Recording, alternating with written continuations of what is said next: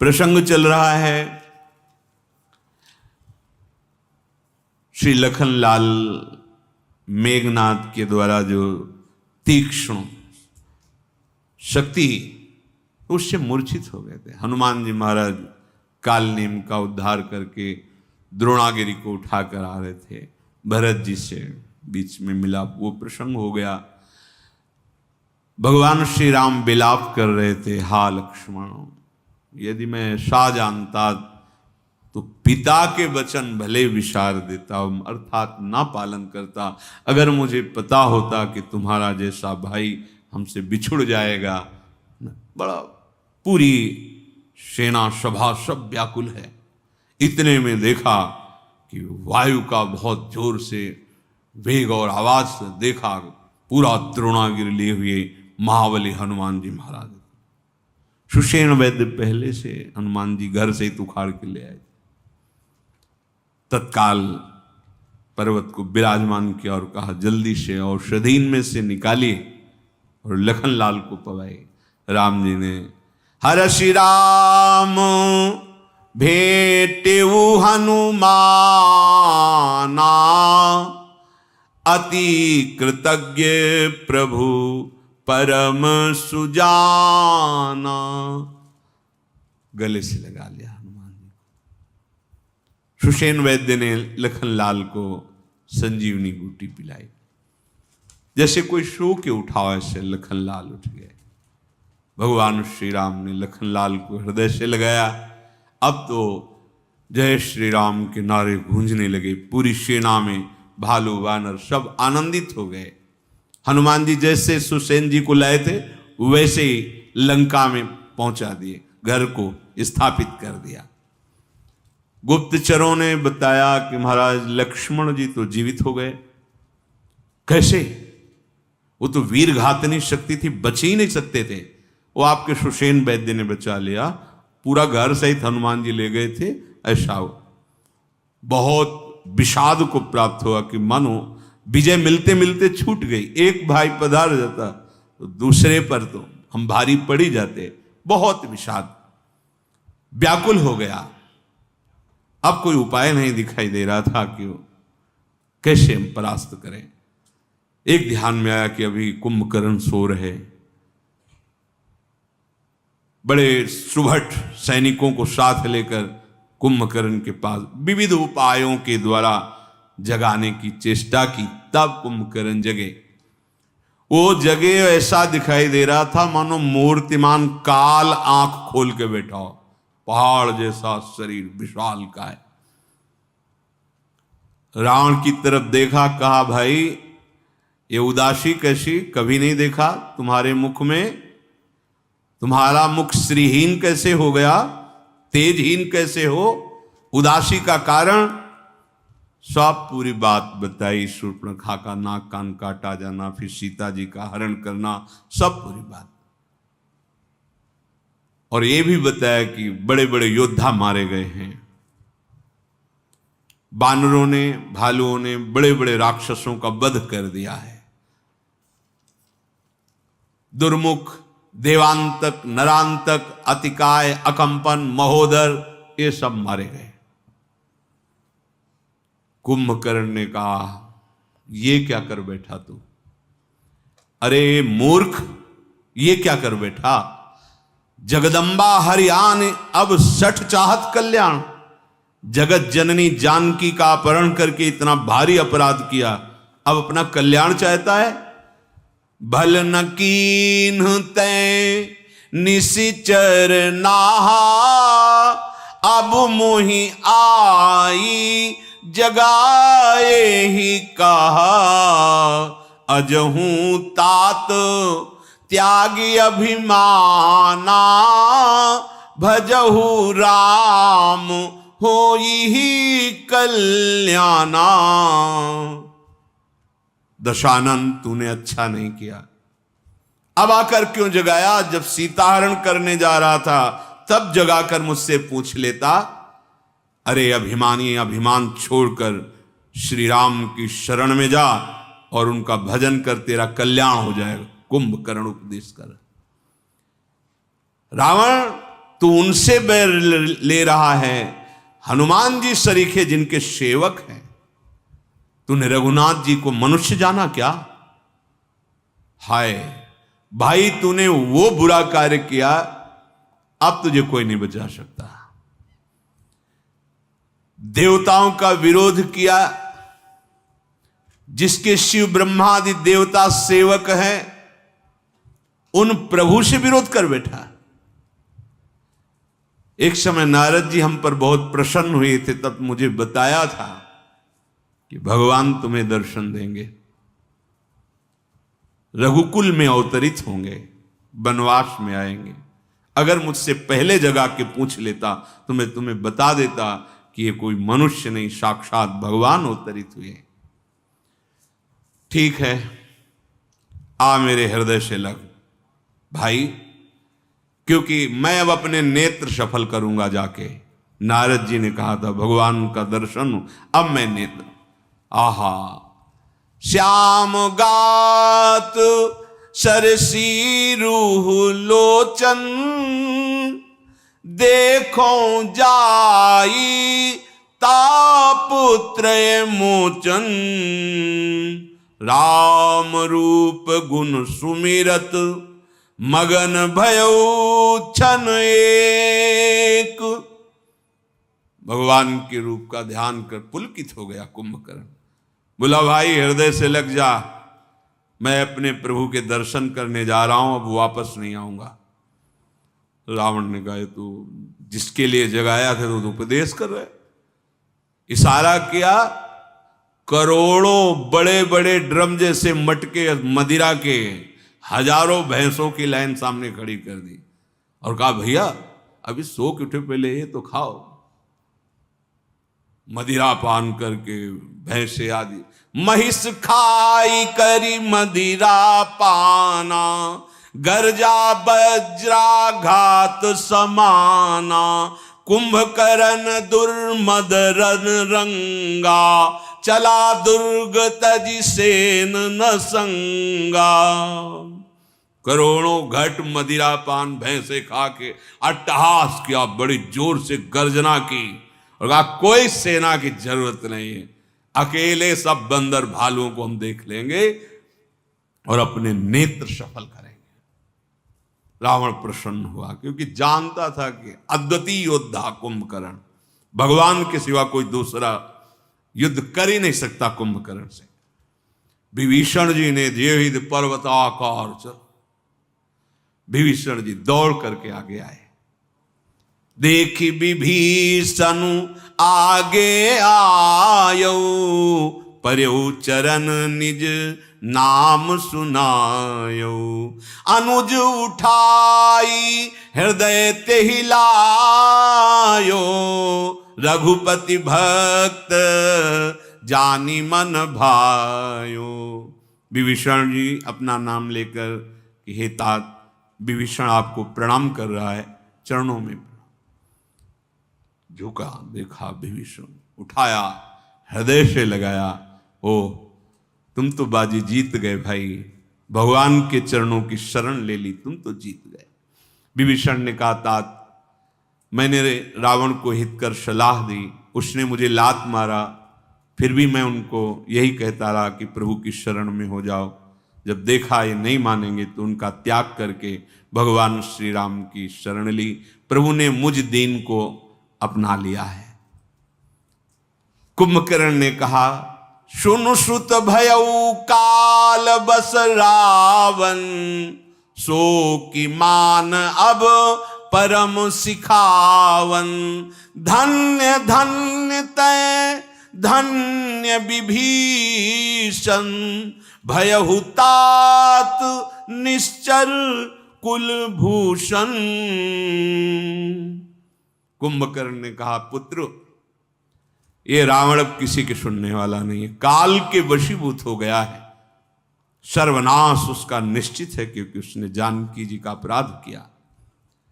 अब वो शिक्षा किसी की नहीं मान सकता। विभीषण तुम धन्य हो, धन्य हो, धन्य हो, तुम राक्षस कुल के भूषण हो। भाई तूने मेरे कुल को देदीप्यमान कर दिया, शोभा सुख के समुद्र, अतुलनीय अनंत महिमा जिनकी, उन प्रभु की तुम शरणागति स्वीकार की। धन्य हो गया हमारा कुल, सो कुल धन्य उमा सुन।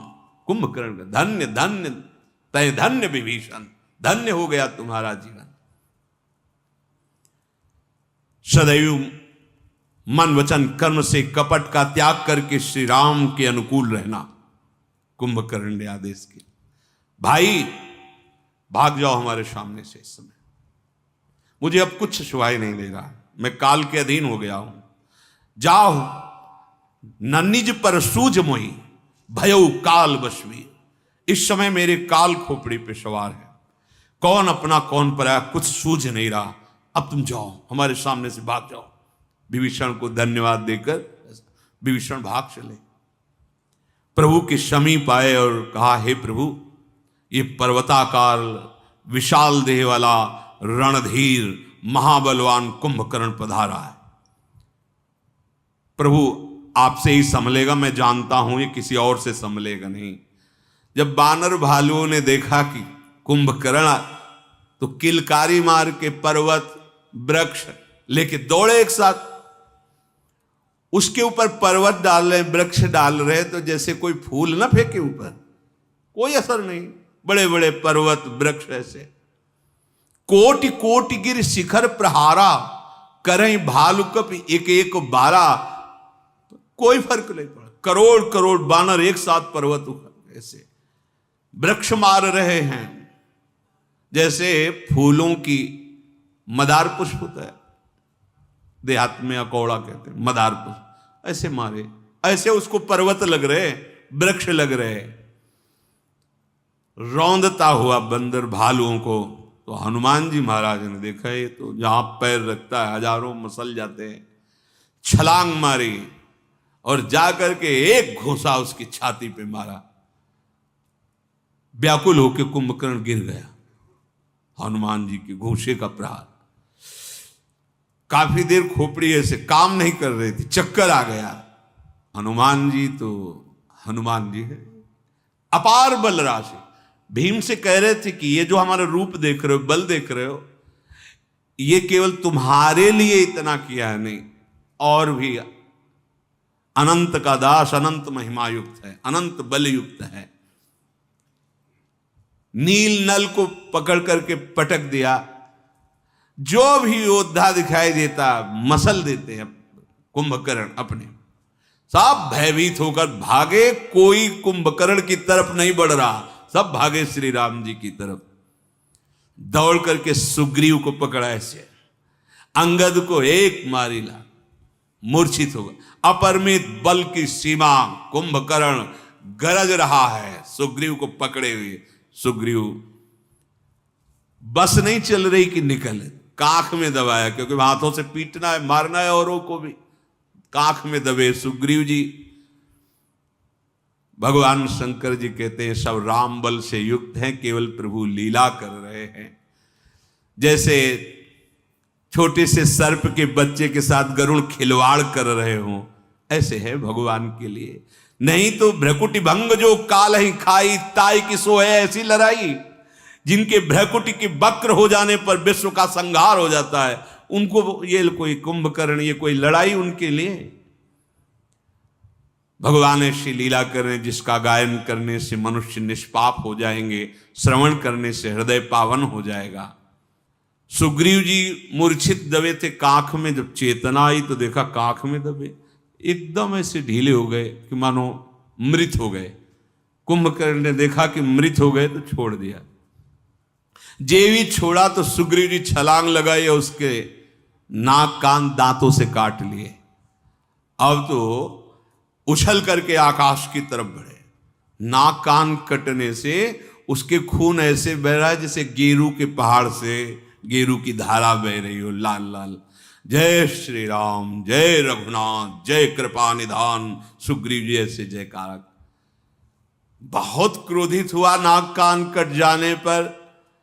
अब तो बानरों के ऐसे सहस्त्र दल को पकड़ते, ऐसे मुंह पे डाल लेते। कुछ तो दांतों में पिसते हैं, कुछ कान की जगह से निकल जाते हैं, कुछ नाक की जगह से निकल जाते हैं। बड़ा भयंकर रूप है।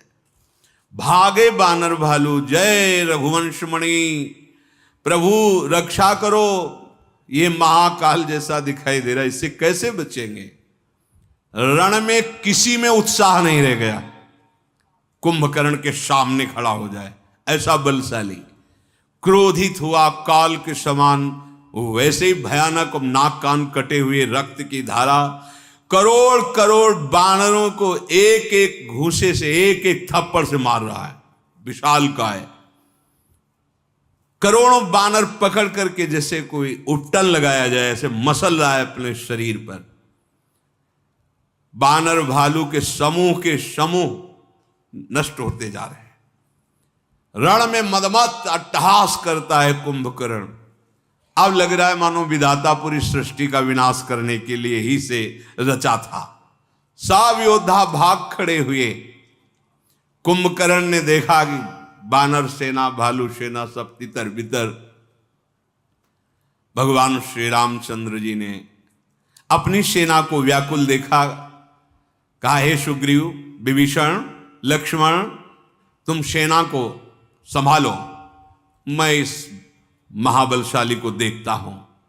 सारंग धनुष, कमर में तरकश, शत्रु सेना का दलन करने वाले जे भी धनुष को खींचकर टंकार किया, कुछ सुनाई नहीं दे रहा कुंभकर्ण को, इतनी जोर की आवाज सारंग धनुष की।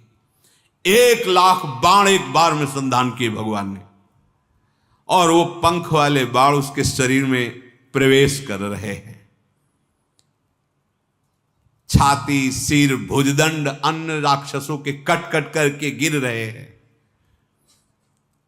बाण लगते ही मेघ की तरह वो गर्जना कर रहा है।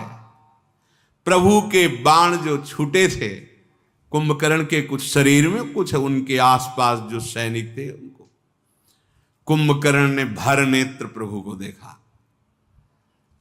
अंदर से बहुत भक्ति रखता है प्रभु के प्रति। पीछे सुना रावण को उपदेश, भर नेत्र देखा, हो भाग्य में, हो भाग्यमम अमित अति राम कृपासु। बड़े बड़े ऋषियों के ध्यान में जो प्रभु आने वाले, वो आज हमारे नेत्र गोचर है। बड़े भाव से भगवान के दर की, कितना हो भाग्यवंतिम इनके हाथ से होगा। क्षण मात्र में भगवान ने सारी सेना का जो कुंभकर्ण के साथ आई थी उसको नष्ट कर दिया। बानर योद्धा भगवान को जब देखा तो फिर पहाड़ और वृक्ष लेकर उस पर प्रहार करने लगे। रघुनाथ जी ने फिर कुंभकर्ण पर अपने भयानक अमोघ बाण छोड़े। जैसे बिजलियां बादल में समा जाती हैं, ऐसे भगवान के तेजस्वी बाण विशालकाय कुंभकर्ण के शरीर में, और वहां से रुधिर बह रहा है। वो बार बार रावण की दुहाई करता हुआ भगवान की तरफ आगे बढ़ा। भगवान देख रहे हैं कि बानर सब जितना भी प्रयास करे वो निष्फल जा रहा है। कान तक खींच करके 100 बाण संधान किए, कुंभकर्ण के शरीर में लगे और दौड़कर भगवान की तरफ बढ़ा। पृथ्वी डोलने लगी उसके दौड़ने से, और एक विशाल पर्वत उखाड़कर भगवान पर प्रहार। देखो, यही भाव यहां समझना है।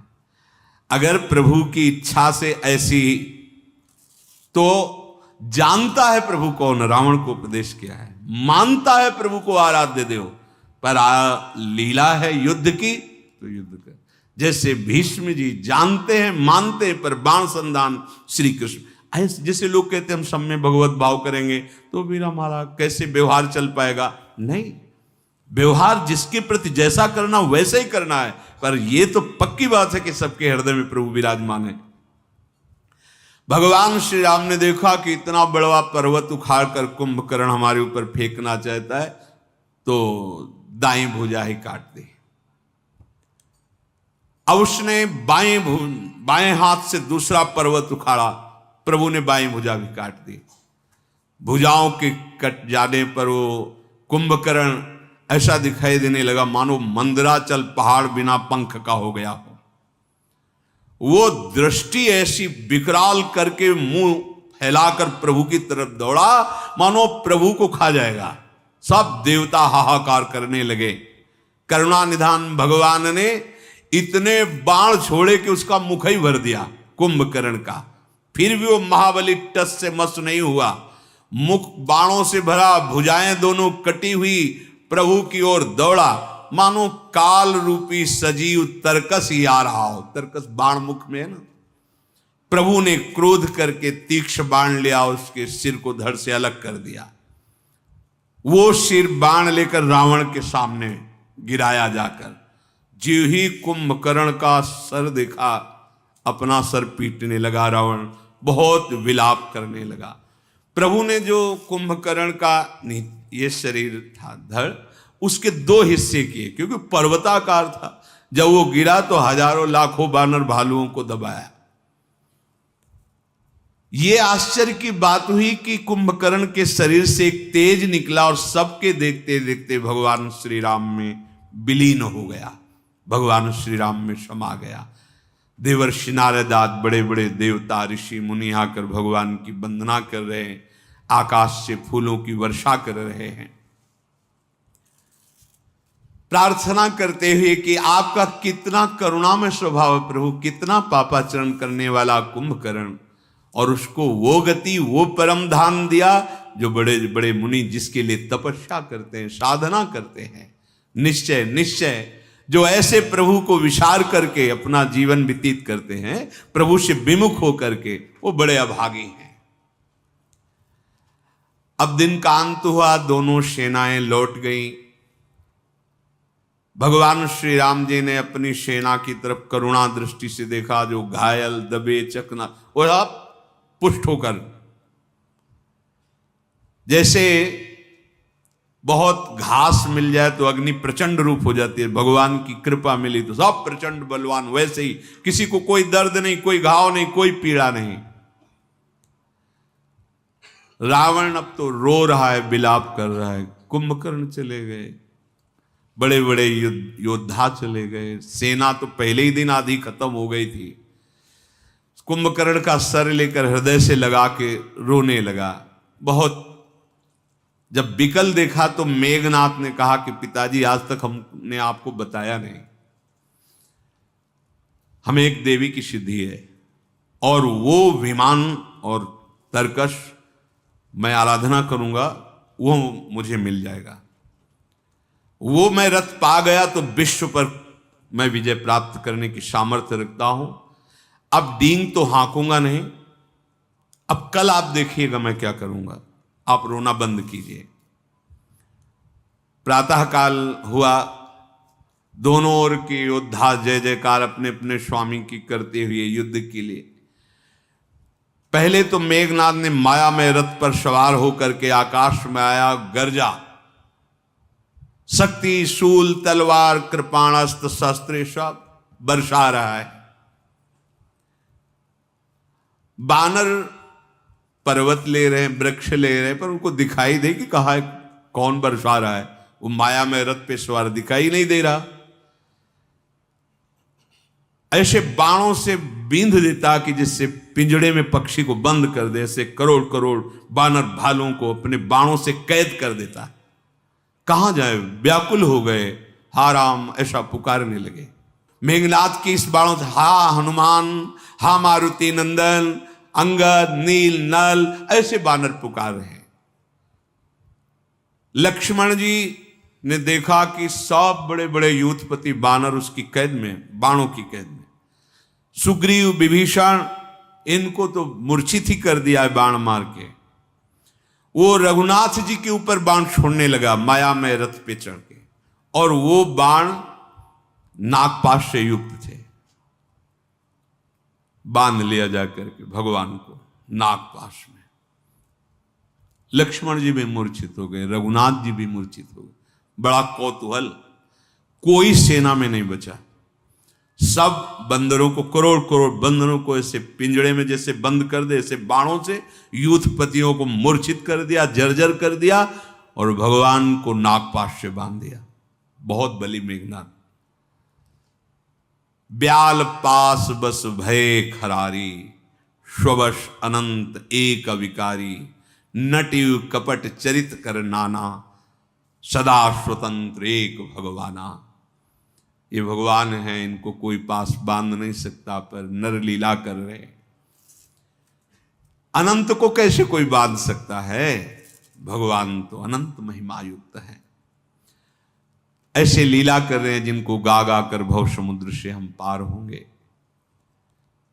नागपाश प्रतिपल मृत्यु का कष्ट देता है, नस नाड़ियां तोड़ता जाता है, वो जितना समेटता जाता है अपने आप को वैसे टूटती जाती है, अंत तो गत्वा प्राण चले जाते हैं। अब जिनके हृदय में कुछ चेतना थी वो जगह देखा भगवान नागपाश में, घबरा गए। भला सर्वव्यापक को कोई कैसे बांध सकता है? पर प्रभु लीला कर रहे हैं। भगवान शंकर कह रहे, हे भवानी, ये वही जान सकता है जिसको भगवान जना दे, नहीं तो संशय हो जाएगा। गरुण जी को हो गया, औरों की तो बात क्या।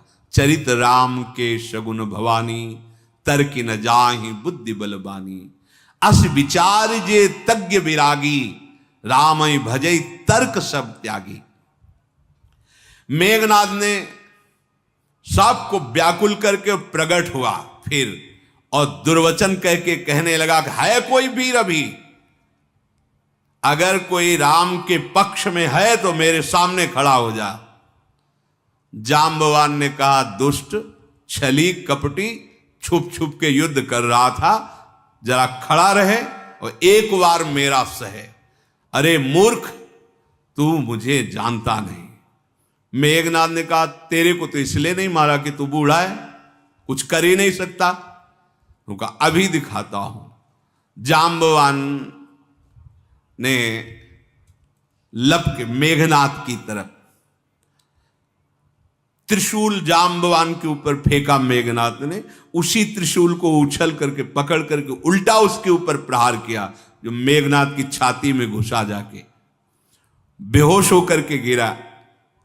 जाम्बवान दौड़े, उसका पैर पकड़ा और घुमाया, और घुमा के पृथ्वी पर पटक दिया और कहा, देख मैं बूढ़ा हूं फिर भी इतना बल है, तेरे जैसे महाबली को मिटाने के लिए अभी राम कृपा से हमारी भुजाओं में सामर्थ्य है।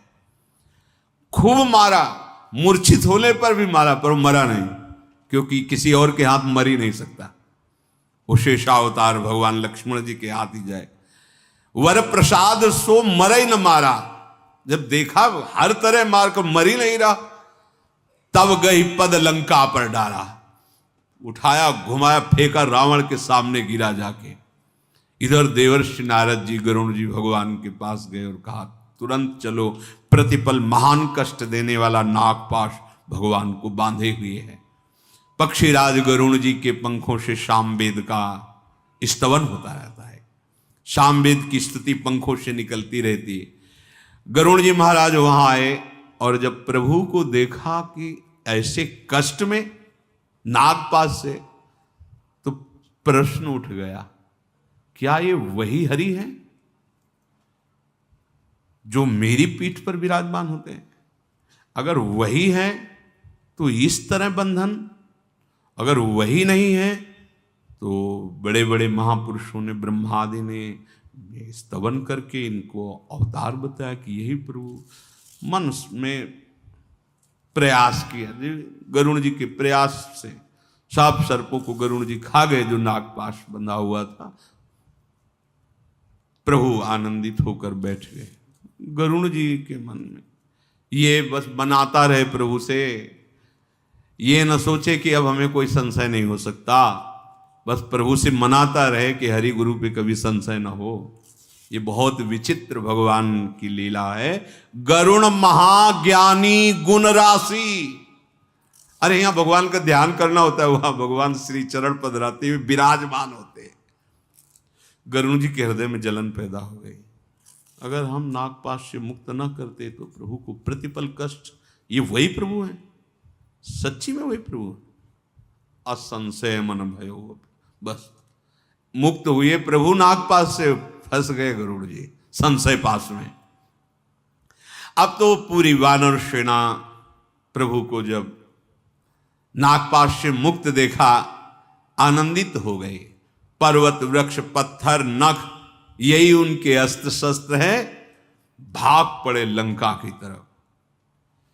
जब मूर्छा छूटी मेघनाथ की तो देखा अपने पिता की गोद में सर। बड़ा शर्म लगी उसको कि हमने कहा था कल हम दिखाएंगे और ये क्या हुआ, या तो मूर्छित इनकी गोद में पड़े हैं। उनका पिताजी ये तो जो हम कल कह रहे थे वो इसके लिए नहीं कह रहे थे, अजय रथ अब मिलेगा, अब मैं देवी की जाकर के यज्ञ करता हूं, हवन करता हूं, फिर कोई हमें परास्त नहीं कर सकता। और आप निश्चिंत। तुरंत उठा, गुफा में प्रवेश किया। विभीषण जी के भी गुप्तचर लगे रहते। तुरंत सूचना दी कि अगर ये देवी को हवन के द्वारा अपना कार्य पूर्ण कर लिया तो अजय हो जाएगा, ऐसा रथ हो, ये सब मिलेगा। ये दुष्ट महामायावी अगर उस रथ को प्राप्त कर लिया तो जीतना मुश्किल हो जाएगा। विभीषण जी ने भगवान श्री राम से कहा, प्रभु वही उपाय करो, इसका यज्ञ सिद्ध ना होने पावे। मेघनाथ फिर जीता नहीं जा सकता प्रभु, आप भी जानते हैं। रघुनाथ जी ने बड़ा सुख माना और अंगद जी आदि को बुलाया और कहा जल्दी जाओ, यज्ञ को विध्वंस कर दो। लखनलाल से कहा जाओ, देवता लोग बहुत भयभीत हो रहे हैं, भाई सुनो, बुद्धि से काम लेना, विवेक से काम लेना, वो बहुत बलवान है, मायावी है, निशाचर है, जिस तरह से उसकी शक्ति नष्ट हो ऐसा उपाय करना।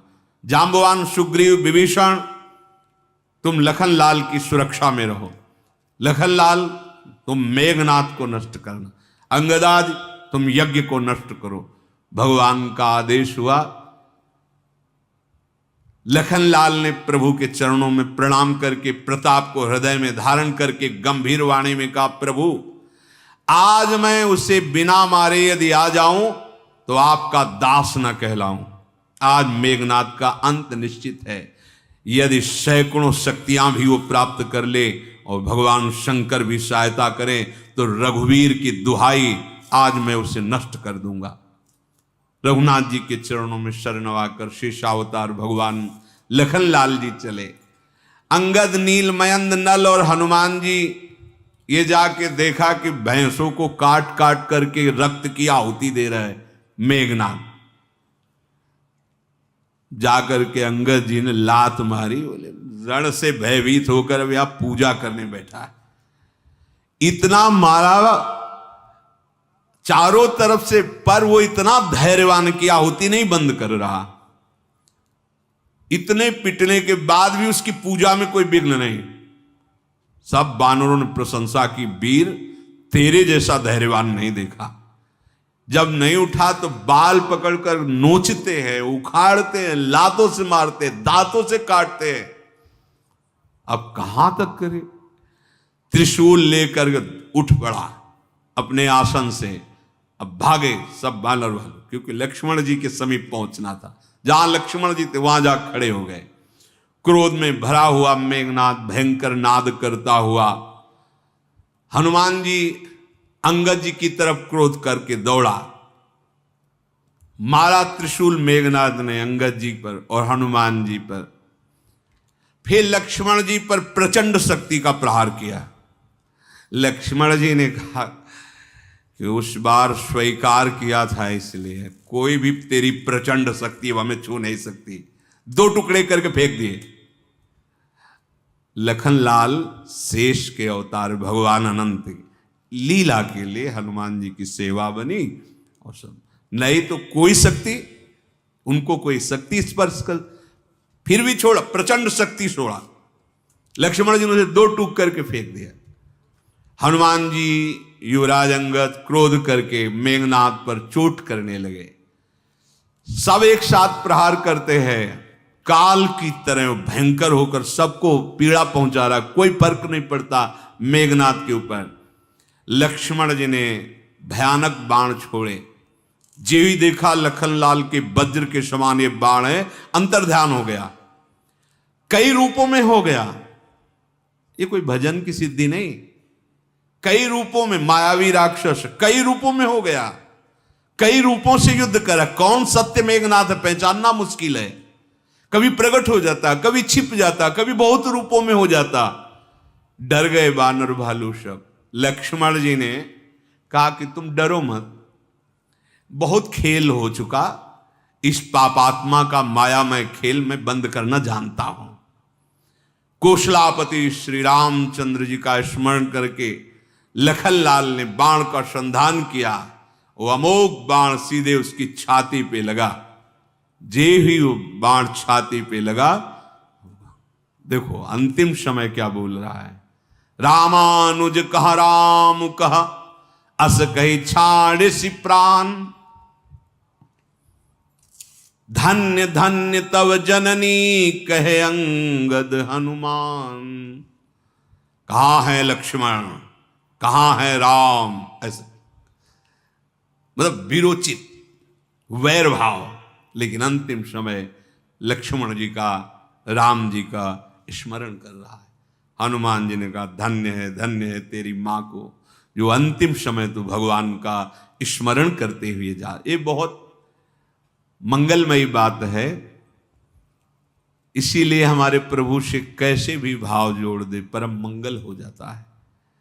वैर भाव में होता है कि हृदय में द्रवण क्रिया नहीं होती, सरसता नहीं होती, पर ऐसा वैर, निष्ठा है वैर की, तभी भक्ति सर्वश्रेष्ठ है। प्राप्त तो भगवान को बहुत अन्य भावों से भी किया गया है, पर भक्ति में जो सरसता है, प्रियता है, वो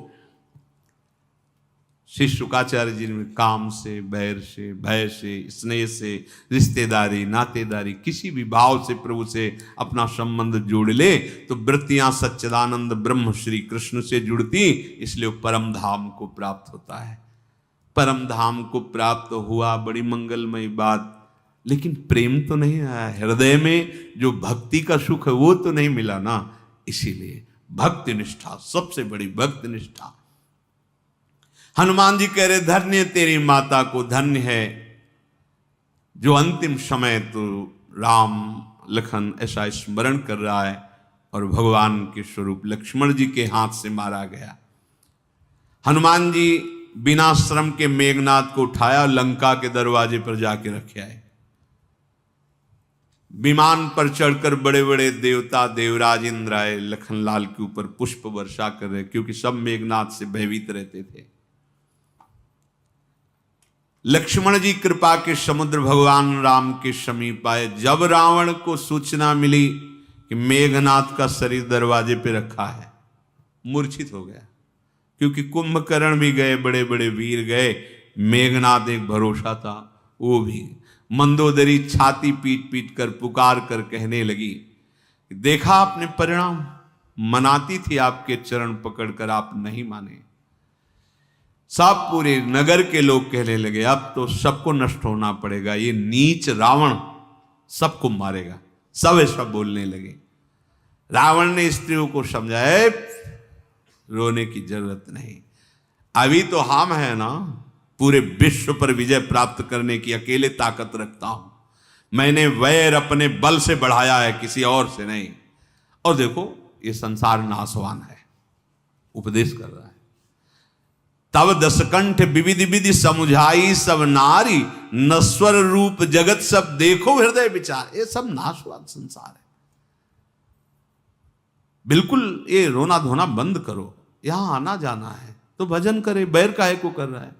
तो बोले तिन्हि ज्ञान उपदेशा रावण, आपुन मंद कथा शुभ पावन, पर उपदेश कुशल बहुतेरे, जे आचरहि ते नर न घनेरे। ऐसे बहुत लोग पाए जाते हैं जो दूसरों को उपदेश देने में बड़े प्रवीण होते हैं, पर अपने आचरण में अपने ही उपदेश नहीं उतार पाते।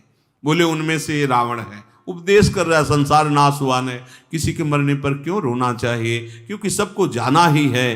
तो तेरे को क्या ये बात समझ में नहीं आई थी कि तेरे को भी जाना है? ऐसा वैर कर रहा है, पूरे जगत को रुलाया, इसीलिए उसका नाम रावण पड़ा। रात बीत गई, सब विषाद से युक्त है। प्रातः काल स्वयं रावण युद्ध के लिए जाएगा। शेष चर्चा आगे। श्री राधा वल्लभ लाल की।